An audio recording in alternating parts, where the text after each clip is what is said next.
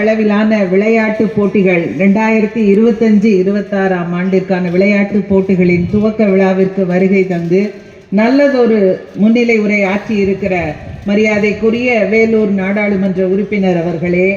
வணக்கத்திற்குரிய வேலூர் மேயர் மற்றும் துணை மேயர் அவர்களே, நம்முடைய மண்டல 1வது மண்டல தலைவர் மற்றும் இந்த பகுதியினுடைய கவுன்சிலர் உள்ளிட்ட அத்துணை மக்கள் பிரதிநிதிகளே, டிஸ்ட்ரிக்ட் ஸ்போர்ட்ஸ் ஆஃபீஸர், சிஇஓ உள்ளிட்ட அனைத்து மாவட்ட அளவிலான அதிகாரி பெருமக்களே, இங்கே பெருந்திரளாக விளையாட்டு போட்டிகளில் கலந்து கொள்ள வந்திருக்கிற சகோதர சகோதரிகளே, பத்திரிகை துறை நண்பர்களே, உங்கள் அனைவருக்கும் மாவட்ட நிர்வாகத்தின் சார்பில் முதற்கண் எங்களுடைய பணிவான வணக்கத்தை தெரிவித்துக் கொள்கிறோம். விளையாட்டு என்பது நம்முடைய உடல் நலம் மன நலத்தை சீரோடும் சிறப்பாகவும் வைத்துக் கொள்வதற்கு நம் அனைவருக்கும் இன்றியமையாத ஒன்றாகும். அதனுடைய முக்கியத்துவத்தை புரிந்து கொண்டு தமிழ்நாட்டிலே மாண்புமிகு தமிழ்நாடு முதலமைச்சர் அவர்கள் முதலமைச்சர் விளையாட்டு கோப்பை என்ற மிகச்சிறந்த இந்த விளையாட்டு போட்டிகளை இந்தியாவில் உள்ள அத்துணை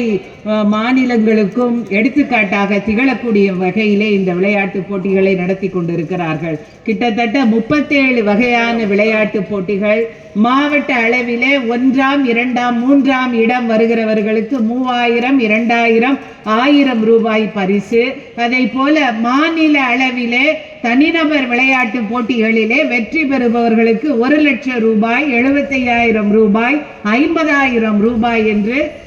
பரிசு. அதை போல மாநில அளவிலே குழு போட்டிகளுக்கு 75,000, 50,000, 25,000 என்று மாநில அளவிலே குழு போட்டிகளுக்கு பரிசு என்று மிகச்சிறந்த பரிசு தொகையினை வழங்கி மாநிலம் முழுக்க 4 லட்சம் பேரை விளையாட்டுகளில் ஊக்குவித்து பங்கு பெற வைக்கிற மிகப்பெரிய ஒரு